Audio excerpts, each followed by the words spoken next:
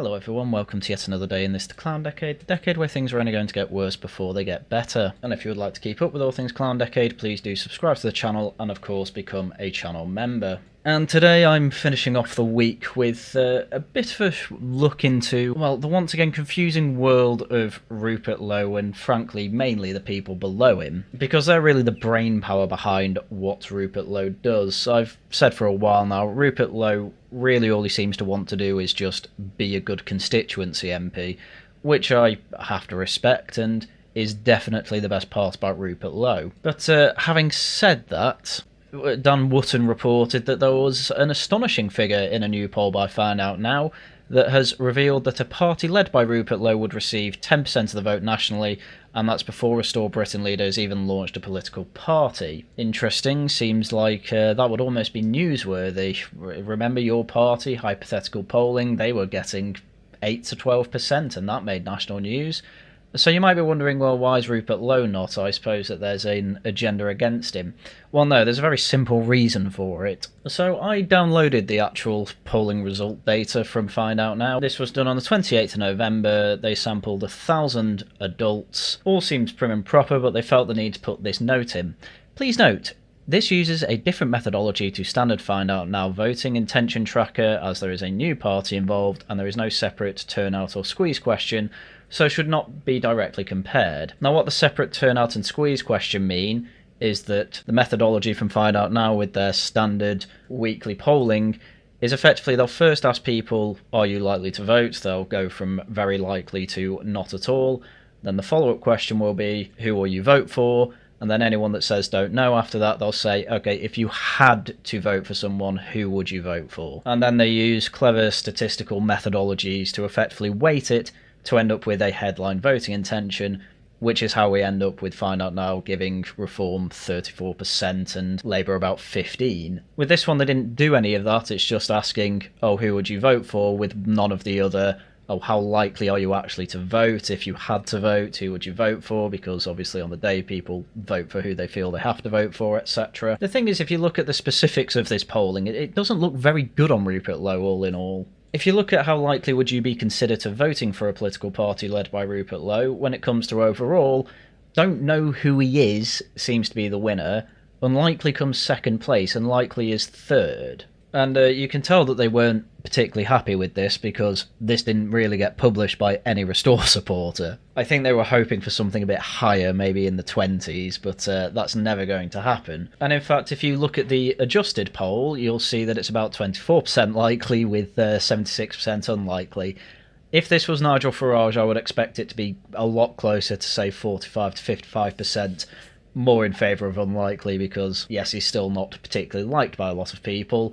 But then again, you only need about 30-odd% to actually win an election. But again, this question in isolation, it's not actually that useful, but it's quite clear to me that it was Restore who paid for this polling, by the way, and they were obviously doing this to try and advertise, look at how popular Rupert Lowe is, and that's why they're only saying, wow, look, it's 10%. But again, this methodology is completely different, so it's stupid to even remotely compare it to national polling. But I'll finish this off with the actual polling data. When it comes to including the don't knows, Reform are just leagues and bounds ahead of anyone else, obviously. Rupert Lowe's on 5%. And the thing with the methodology that's standard with Find Out Now for national polling is actually they'll push those don't knows. We also don't actually know how likely these people are to vote, so we can't weight it that way.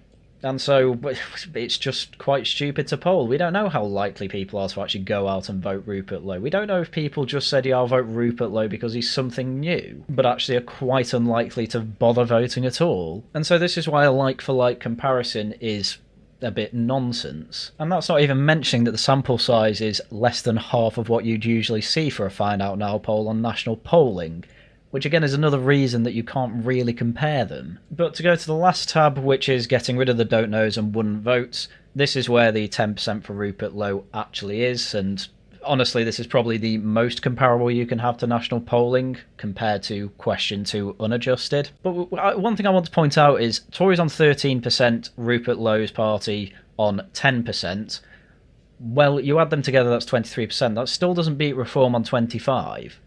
So you're still not even beating Reform if you put together this alternative to Reform vote. I think the funniest part of all this is, as well, is obviously you've got Ben Habib, who's basically been begging Rupert Lowe to come and lead his party, and Restore just go out there and say, well, actually, we're going to do our own thing and actually do polling on this to see how popular it would be. You know, dip our foot in the water. And with polling like this, you know, this was around where your party is, they'll probably go forward with it. But as we'll get to later in the video, that's not quite where the story goes. Weirdly. So Carl Benjamin of the Lotus Seaters also decided to report on this, because at the end of the day, people like Dan Wood and the Lotus Seaters, they're really trying to find alternatives to Reform, because Reform just aren't serious, they're not going right-wing enough, blah blah blah. As if they've not found a pretty good political strategy to hit around early 30s in the polls, which is very good. They also beat the Lib Dems in a by-election yesterday, by the way, in a pretty big Lib Dem stronghold. I'm not being funny, but it's success after success with Reform, but anyway, let's go through some highlights of what Carl had to say. Hi folks, I wanted to pick up from this video that Dan and I did the other day called The English Revolution, in which we discussed this poll, as you can see, where Reform are of course in a commanding position. He also won't say this, but they're also saying how they basically think Advance is a bit of a joke. Ben Habib fired the starting pistol too early, even though it takes time to actually build a party, and they're basically still pinning all their hopes on Rupert Lowe making a national party, emphasis on national. But I wanted to talk about something that happened directly afterwards, literally like the day that came out. A very interesting poll was released, and I want to talk about it. It's the poll we just went through, and Carl obviously goes through all the numbers, and he's very impressed with it, of course. So Rupert Lowe has earned £40,000 for his X posting, because of course Elon monetized it, and the great thing about Elon monetizing it is that politicians have to declare it. Yeah, this is another problem that a lot of people on the online right have. They think X popularity equals real popularity, and obviously, you know, maybe there's some evidence with that, with Rupert Lowe being on 10% in this poll. This isn't a real national poll because it doesn't have the same methodology that they would usually use. There's a much lower sample size, blah blah blah. But yes, Rupert Lowe is addicted to X. Specifically, his social media guy is addicted to X. And it seems obvious to me that the deal is, oh, you get a large portion, Mr. whoever his social media guy is. And so Rupert Lowe's X account is, let's face it, a bit of a right-wing slop account. It just has the added benefit of having Rupert Lowe as a Member of Parliament, which gives him some legitimacy. I just don't see it as a particularly good long-term solution for the political problems that we are in. I mean, you've got to bear in mind, the most addicted person to X in Reform is Zia Yusuf, and he posts nowhere near the amount that Rupert Lowe does, unless there's some particular Reform drama going on for the day. And yet, Reform are still outperforming everyone. Even the Tories have tried to start using X quite a bit more. It's not quite worked out. Even Rupert Lowe's retweeting and promoting some Tories' tweets, especially if they're on the right, and not even if they're on the right. Gavin Williamson would be my example of someone who's not quite on the right of the Tory party, yet is promoted by Rupert Lowe. And it doesn't seem to have helped the Tories an awful lot. Again, this is largely because, I'm afraid to say, X is not real life. 10% of Britain has an X account, and most of those people have an X account to follow football. How do I know this? I know other people who use X, and I know literally no one who uses it for politics. I am literally the only person I know in real life who uses it for politics. Anyway, Rupert Lowe's very large on X, blah blah blah. We'll move on to the polling. Now, there's a lot to be said about this. So, the first thing is, obviously you'd expect Nigel Farage, since he's leading the polls everywhere, to come out with the highest number. Yeah, I also think it's important to note at this point that Find Out Now said, don't compare this to national polls. Also, it was paid for by Restore Britain, which is Rupert Lowe's own political movement, as he calls it. And on top of that, they specifically got a different methodology to how they usually do national polling. Probably because they might not have realised that actually all that matters when it comes to statistics. And without the magic maths that you need to use in statistics to actually weight polls properly, it's come down to actually this poll's a bit useless, and you need it to be done properly, really, to make a proper comparison. It might show there's more support for Rupert Lowe too. But ultimately there was only one reason for this poll, and that's hide all those facts, hide all the facts that you shouldn't be comparing this to a national poll. Just try and spread on Twitter that actually, look, Rupert Lowe is actually very popular. Look, the online right is the new mainstream or whatever, despite the fact you could say the exact same thing about your party about 3 months ago. That's the other thing, in 3 months, God knows what will happen, you could see half the polling if you ran it again. Who knows? Again, the main takeaway from the poll is actually that most people don't even know who Rupert Lowe is, and most people who know who he is would specifically vote against him. That's not great. Obviously to be expected. But 10% would go for Rupert Lowe over the Conservatives. That's very interesting. Well, I guess kind of. The problem you then also run into is realities of elections. Is Rupert Lowe going to manage to find 600 or however many candidates you're going to need to field throughout the whole of the United Kingdom? Because one thing that's really underappreciated with Rupert Lowe's popularity is that an awful lot of it's actually quite American, which is another problem with popularity. Even staunchly British accounts, people like Max Tempers, even people like Drupka Cunley, they're very much followed by an American audience, which seems to regularly outclass British followers and supporters of these accounts, because X ultimately is an American site. It's worldwide, obviously, it's everywhere, but it is weighted more to the Americans. And can Americans vote?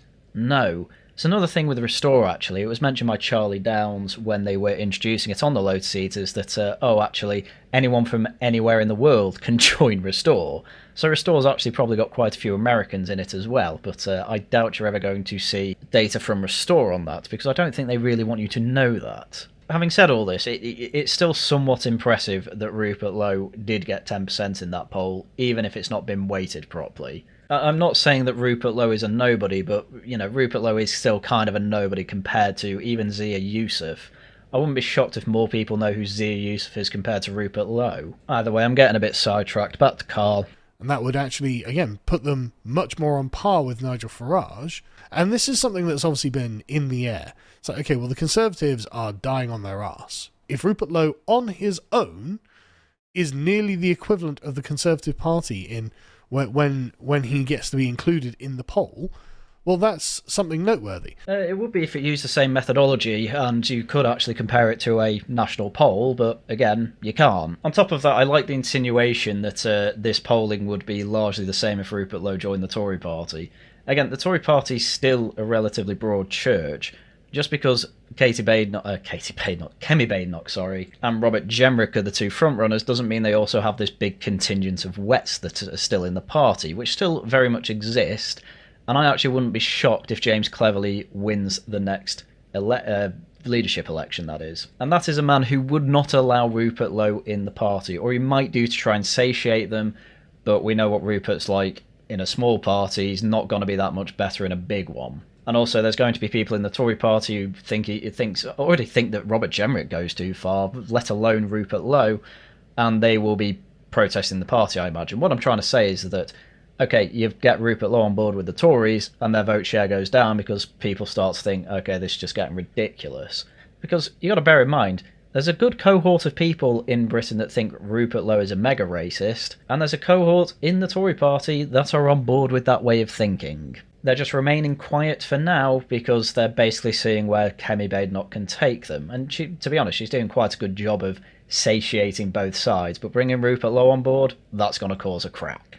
Also, it is quite funny that Mr. Zero Seats here, Carl Benjamin, is thinking about voting Conservative as long as it has Rupert Lowe on board, which is quite funny to think about because of how much he also goes on about reform taking on ex-Tories. I mean, I'd argue voting for the actual Tory party is worse than taking on some ex-Tory MPs, and one sitting MP who happens to be the most based. Now, there are going to be people who say, well, hang on a second. And there are lots of, hold your horses moments about this. The big one being that Find Out Now literally tell you, do not compare this to national polling. Yeah, that's a pretty big one. To start with, asking the nature of the polling question itself does kind of craft the answer. It skews the answer in a certain direction. Yeah, no, you're absolutely right. You first asked, would you vote for Rupert Lowe or not? Yes/no, and then you instantly asked another question. If Rupert Lowe led a party, would you vote for it? Oh, by the way, here are the other options. When it's weighted, that went from about 24% of people saying likely to vote Rupert Lowe to only 10% of that actually doing it, implying that less than half the people who actually like Rupert Lowe and would consider voting for him would, let's admit it, they'd still vote Reform. Maybe a few go Tory. Again, looking at it on that level, not great, but it's good to see that Carl has a level head on this. But again, this is after 15 minutes of going on about X, which, you know... Yeah, there's some reflection of real-life popularity from X, but let's not forget Facebook also, which I would mention Reform has quite a big following on too. It may well be that people would like to vote for Rupert Lowe, but because of tactical voting or because of some other zeitgeist that they're responding to, they just wouldn't, because they'd feel maybe it would be a wasted vote if in a particular constituency the Greens are bound to win or the Lib Dems are bound to win. Yep, absolutely. Good analysis, Carl. Literally no notes. These are two pretty good criticisms of this particular poll. I do wish you'd point out the big thing, but you can't expect everything here. Probably also worth pointing out that this is revealing Carl's headspace. Effectively, Carl is slowly convincing himself that it's okay to vote Reform, as in his own streams he has been doing. I don't watch them as much as I used to, but people do let me know, yeah, Carl's slowly being reformed, and his understanding that, well, the national movement is really behind Nigel Farage as much as they complain about him. Anyway, after all these caveats of, well, what I've said, you can't really take this poll that seriously, Carl still ends up saying this. He can still be an outrider on the right, which is very, very interesting. And it would suggest, really, that Reform or the Conservatives have to recognise that there is essentially kind of third power on the right. Well, they know. The problem is that, okay, you get someone like Rupert Lowe over, and then do you lose your moderate voting base, which frankly make up the majority of it? You know, is the average swing voter going to specifically move away from you because you get someone like Rupert Lowe on board who, well, comes with some baggage, we'll say?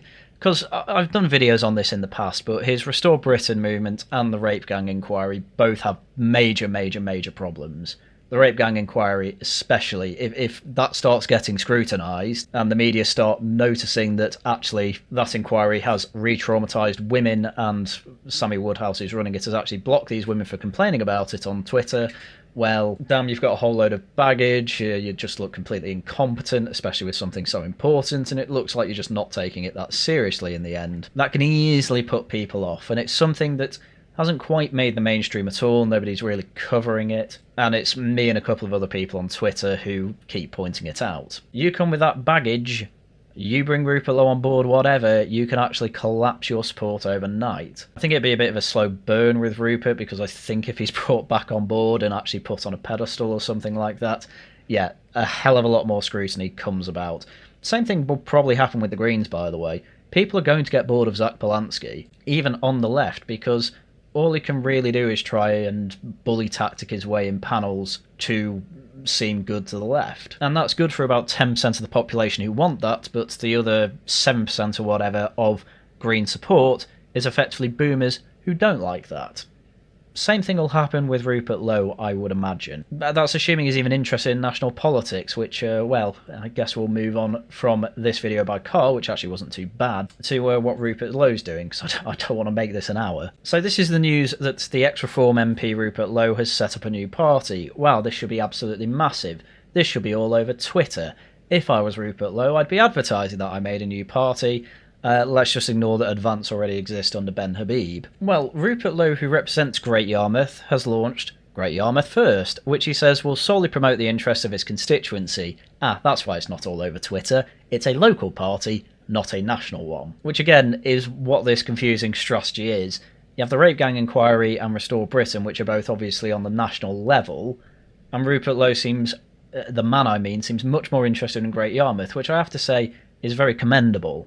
I've basically come to the realisation that Rupert Lowe, when he really cares about Great Yarmouth, he actually does want to be a good local politician. And this is part of the reason that Great Yarmouth quite like him, and we'll get into that conversation soon. But when it comes to the national stuff that's under Rupert Lowe's name, really it's his team under him that are dealing with that. Rupert Lowe prefers to be in Great Yarmouth, in his office, being loved by the local people.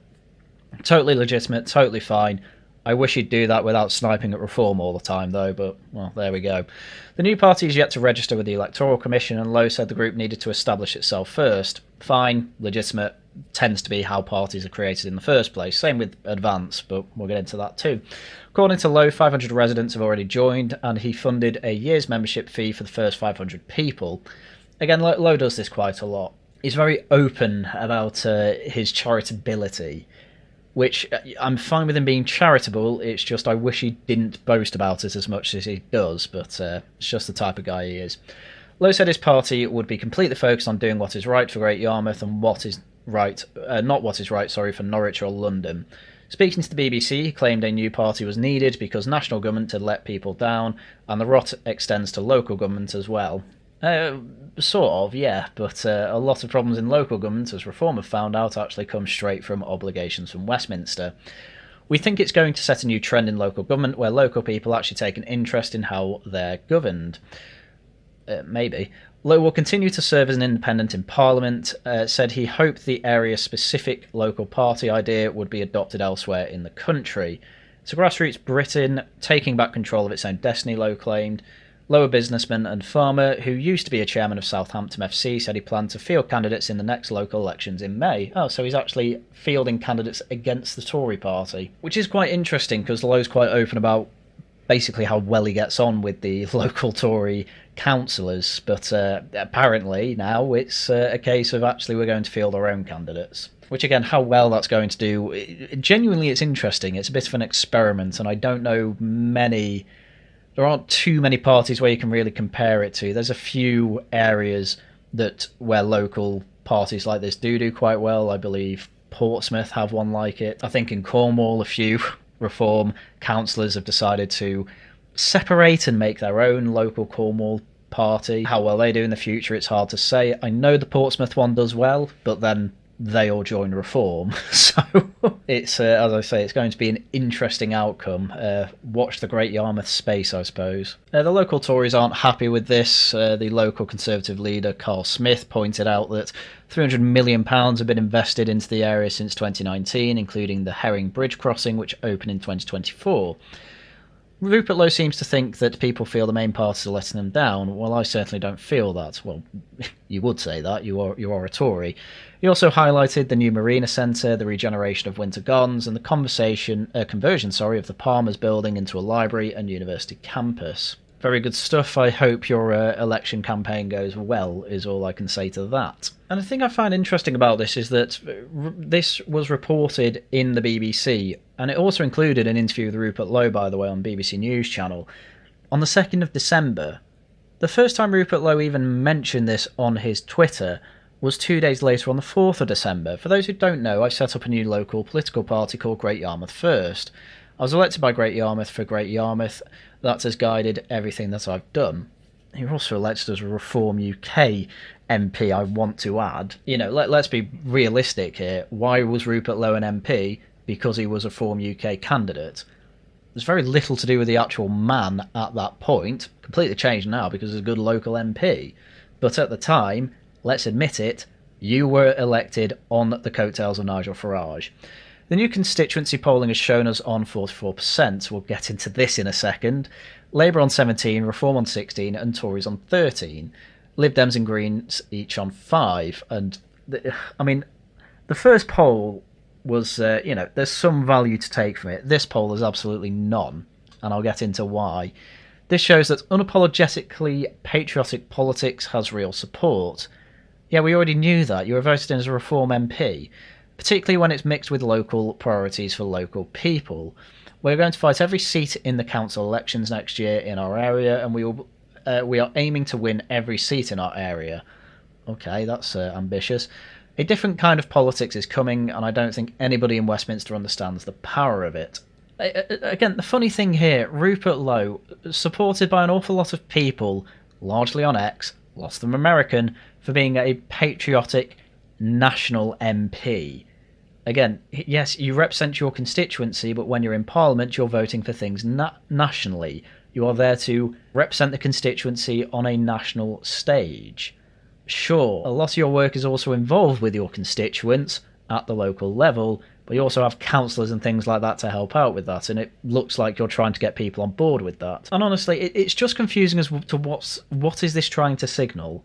Rupert Lowe makes a national movement with Restore, and I've got many criticisms of it, and part of it is that they're doing useless polling like this. They poll their own members with predictable outcomes. They do pointless, and I mean pointless, petitions that have already been done by someone else and got about the same, well, not about the same, they got about 100,000 less, but they still got past the threshold for having the parliamentary debate, which inevitably always leads to nothing. And, well, frankly, their FOI machine also isn't particularly useful because the civil service have obviously realised, oh, just don't reply to this guy who's doing it, Lewis Brackbull or whatever he's called, and all they do is complain, oh, they can't do that, that's illegal. Wow, that's going to stop him. And I suppose this is just my takeaway point from all this. I don't really mind that he's made a local party because they're very limited in what they can do. And let's be frank about this. Should Rupert Lowe get re-elected, which is not guaranteed despite the polling we're about to see, he'd still probably vote in favour of 99% of what Reform put through Parliament. Let's be real. His issues clearly are ego-based and personal. He wasn't really particularly bothered about the political differences, because the political differences came down to Reform saying you need to be slow and steady with this, and Rupert Lowe saying actually let's blow our load all at once. Well, he's done that with Restore, and now they've run out of ideas to the point where they're just running a podcast. I say as someone who's run 4 podcasts, yeah, that means I know. So here's the polling as posted once again by Dan Wootton. Pretty predictable what Dan Wootton says. Wow, this is incredible. Isn't it great? Well, once again, this is getting rid of the don't knows / wouldn't votes, which again are quite important for the squeezing part of this. Again, this will be another one of the ones where it's like, oh, don't compare this to our standard polling because it's a different methodology. On top of that, as you can see, Rupert Lowe, Great Yarmouth, 44%. Labour's actually second with 17, Reform UK at 16. Wow, that seems bad. No, this is filtered to 85 people. That, God. When I did statistics for GCSE, if I did any sort of statistical analysis for a group of pretty much any size, let alone ones that include over 10,000 people, and Great Yarmouth's about 70,000, I think, something like that. Having under 100 would be bad enough. 100 is kind of like the lower limit of what would be acceptable in a statistics project. Now, to be fair, with Find Out Now, the lowest you can pay for is a sample size of 100 people. So I think something like 150 people were actually asked in this poll who would they vote for. But to filter it down to 85, yeah, this is basically pointless. This is worse than the other poll. At least that filtered down to about 500 people. This at 85, yeah, I can literally just dismiss this. Rupert Lowe's popular in his own constituency. Yeah, I already knew that. Are they going to beat Reform? And is Reform even going to come third there? It's going to be hard to say. I think the race will be much, much closer than this. But do any of the hacks like Dan Wootton mention this? No, of course they don't. But having said that, well, they're upping the popularity of Rupert Lowe. He was very happy to announce, I said before, about 2 weeks ago, that they're very excited that they've launched the new Restore Britain podcast. Well, that's very, very good of you. I actually gave it a watch and gave it a little bit of a Twitter thread to reactions to some parts of it. And to be absolutely frank with you, it's just one of those podcasts that brings up issues that I hear from every other podcast who, frankly, has better suited people to talk about these issues, since this includes interviews with experts and people who regularly talk to experts in these fields. And also they advertised it as we bring up unique issues, and one of the first things they brought up was the Lucy Connolly case. Sorry, but every right-wing podcast has done that topic to death. There wasn't too much unique about this. It was more an advertisement for look at everything we've done for Restore Britain, and that all basically just came down to some polling, their mass deportations policy, which I've still not bothered to read, and their petitions. You know, great. What's this ultimately affected? Not an awful lot, but it sounds good to Twitter. You probably could try and level the criticism that I do the same thing with my channel. I don't quite big myself up, I'd say. But I would say I certainly give more unique perspectives than a lot of the online right. For instance, I just think it's stupid to try and constantly berate, hope not hate, as a lot of people try and do. Because everyone already knows that they're state assets, everyone already wants them destroyed. You're not going to do that via journalistic integrity, because guess who wins in the fight between journalists and the government's state assets? State assets. Anyway, that's one of many examples. To further the point that Lowe is more an American celebrity than he is a British one, he's very excited to say that tomorrow, today in fact, and it might even be out before this video gets published, he's doing an interview with Tucker Carlson, which is probably the most memey thing you can do. Tucker Carlson's well on the way to just being seen as a complete and utter joke. In fact, I'd go as far as to say he's pretty much already there. Who basically takes the complete wrong position on everything over the past few months. He's recently gone pro-Russia for whatever reason. The other day, for some reason, he was saying that he's probably got more in common with a Pakistani taxi driver than progressive white people, which, not that far from a point that I've made, but I've never said Pakistani taxi driver because an awful lot of them were involved in rape gangs. I have always, though, said my black friends. Or, I don't know, someone like Zia Yusuf, who obviously has Sri Lankan ancestry but is a born and bred Scot. In fact, at this point, just read the Pimlico Journal article on Tucker Carlson, where effectively they make the point that Tucker Carlson just makes stuff up and uses hyperbole that's so absurd it undermines the right. Because the right's only weapon really against the left, given the left have all the institutional power, is trying to be as truthful, as detailed and as accurate as possible. Wow, that's why I started my channel. And, effectively getting behind people that are very bad at telling the truth, being detailed, and sticking to facts and points, well, it's going to completely ruin the right as a movement. You're kind of already seeing this with MAGA. There's already a bit of a swing back to the Democrats because, frankly, of people like Tucker Carlson. So that's where we're at with Rupert Lowe. Still got plenty of eternally online people support. If we look historically in Britain at people like that, they tend to actually be electoral kryptonite than actually helpful. And while he may very well do very well in Great Yarmouth with his new party, how that's going to project nationally is a different question. But if Rupert Lowe does get more attention, maybe you'll see better polling on the whole thing and we can have more accurate analysis on it. I think one thing that the right really shouldn't be doing, especially at least when it comes to the next election, is splitting the vote. I think load seaters have finally gotten the idea that actually, yes, next election vote does have to be a back reform one. Otherwise, you're letting the open door into the Greens. And if you thought Labour was bad, my God, just wait till Zach Polanski is there. I mean, to be fair here, I think the Greens are going to collapse in about a year or two because as popular as Zach Polanski is now, he really doesn't have any substance to back up anything he's saying, and that can only get you so far. Well, let's have a quick look at other parts of the rights that aren't part of Reform or the Tories. Ben Habib is still running Advance UK. We'll get into Advance UK becoming a party soon, but Ben Habib's whole shtick at this point is just basically ankle-biting Farage still. Farage bad, he's totally going to be a Tory, blah, blah, blah. Again, I love the idea of people like Ben Habib saying, oh, you can't trust Farage because he'll do deals with the Tories, whatever. Ben Habib was a Tory more recently than Nigel Farage, and Nigel Farage was actively, personally betrayed. I think of all people to trust to not become a Tory, Nigel Farage is up there. And my goodness, he's done a much better job of attacking the media for blatant bias, blatant, unsubstantiated attacks on Farage than anyone else I've seen on the right wing in Britain. So thank you, Mr. Farage, for that. When Farage pretty much instantly came out to deny he's ever doing a deal with the Tories, Habib has to counter-signal yet again.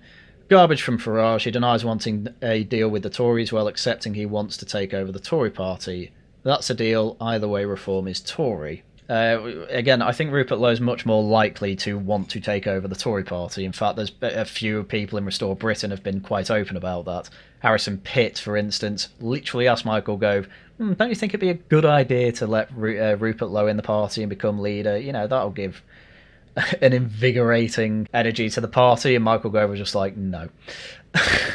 Either way, Nigel Farage in that tweet actually says, I want the Tories to cease being a party. Ben Habib's taken that as taking over the Tories and absorbing some of them. Again, this is coming from people who have left the Tory party. I was a Tory 2 years ago. They were the only place you could do any sort of right-wing politics in Britain. Of course, quite a few Tories have gone over. Honestly. The truth is Tories already control reform, from councillors to failed MPs to current MPs. Reform is Tories. Excuse me? Like, we've got one MP, Danny Kruger, who pretty much everyone agreed was the most based person in the Tories, so not a great example. Yes, we've had defections, but again, you want that. This was an excellent point, actually, was made by a ex-MP who happened to be at a recent branch meeting, but the whole point of politics is that you persuade people to your side. That's the whole point of it. So, of course, you are going to have members who defect, not just from the Tories, but also Labour, possibly even some Lib Dems, hell, even some Greens. You've got to bear in mind, there are Green voters who were Tory voters for years, and they are basically just in the mindset of, oh, the Greens, well, they'll keep our green spaces nice and keep the green belt, not realising they're actually communists. That's a very common trope, by the way. Anyway, Farage is selling the country down the drain. Again, this is Ben Habib just trying to up his own party of Advance. Well, having a check on the Electoral Commission's websites, the last time anything to do with Advance had been sent to them was the first time they sent anything back in September, just before the launch event. They're the launch event for the party. 2 months later, there's still nothing. There's absolutely nothing even remotely close to suggest that Advance is going to become a political party. I've said for some time that I think Ben Habib's whole plan was, he was really interested in making a political party, but I think he thought he could only realistically do it with Musk's money. Well, Musk has been shockingly silent when it comes to both Rupert Lowe and Ben Habib. And generally the thought process for a lot of people who've been following this is, well, Musk and Trump have seemed to have made up, and Trump is very much backing Reform and Farage, and has probably asked quite nicely, or someone's advised at least, Musk to stop counter-signalling Donald Trump's friend, and actually the best chance Britain have is actually under Reform, as much as the man likes Tommy Robinson, which from people like Nick Candy, who knows both the men, seems to be where the point of contention was, which is the stupidest reason to crash out on Twitter, but Musk himself has admitted that he's not very good at politics, so there we go. And I think with that is a suggestion that he's not going to have any more major donations, especially to foreign politics. So Ben's painted himself in a corner where he went, basically jumped the gun, I'm going to launch this party, I'm going to get millions from Musk. That never materialised, and now I think he's slowly trying to just become a bit of a Reform ankle-biter. I don't think this party's being made, but I could be shockingly surprised that it is made in a few months, who knows. But I have to say, this is very slow for the creation of a political party. Anyway, I think the final bit of the alternatives to Reform and Tories I'll mention is Liz Truss. She's been quiet for some time. This is because apparently for some months she has been trying to launch her own show. Where exactly it's going to be launched, I don't know. It appears to be on her YouTube channel, on her Twitter, where, again, they tried to silence her. They failed. Liz Truss show, December 5th. Today, again, we might see it before this video is published, and it's time to fight for the West. I hate to say it, because I do have a soft spot for Liz Truss, as much as I don't think she's actually effective as maybe I thought a couple of years ago. But you wrote your book, and it's time to stop. It's just time to stop. You don't really have an awful lot more to say than what you've already said and written in your book. You know, it's been 2 years. What new has come from Liz Truss? Not an awful lot. People have forgotten who she is. Unfortunately, at this point, I think it's just a case of Liz Truss is trying to find a new income.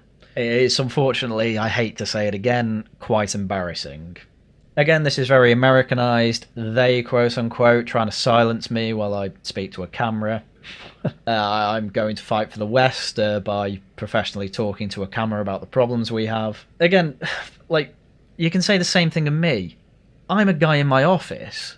What political power do I have? None. You're an ex-Prime Minister, and you're lowered to the level of basically me.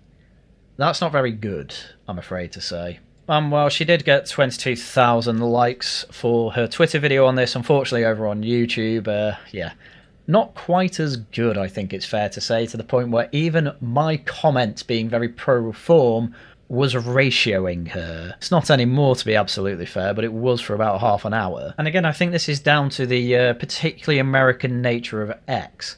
I think Liz Truss is trying to make a big name for herself over in America, because there's nothing more popular to an awful lot of people on the right than, oh my god, the state screwed you over, yes, I'm on your side. In Britain, we have an awful lot more trust in our institutions. I think it's very misplaced, but I think it's actually worth reforming them to actually earn the title of having that trust. It's also worth mentioning that it will be revealed later today on the Wolves of Westminster podcast that there was someone that Patrick, my co-host, I suppose, over On Down the Pub podcast, knows, who has, I believe, worked in media for 3 to 5 years, something like that, and was offered a substantial